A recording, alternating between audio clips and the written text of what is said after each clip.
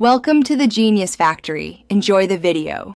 You start by making sure your Apple Watch and iPhone are updated and that FaceTime audio is enabled for the person you want to reach.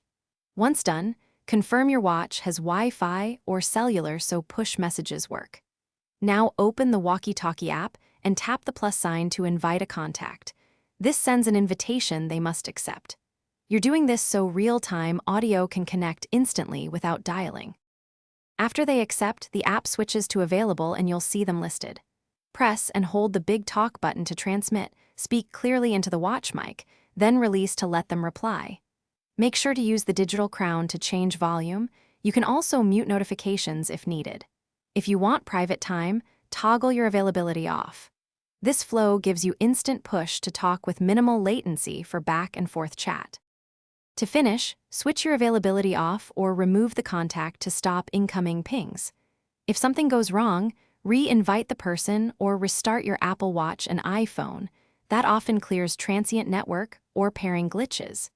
Make sure both devices have FaceTime enabled and adequate network access because Walkie Talkie depends on those services.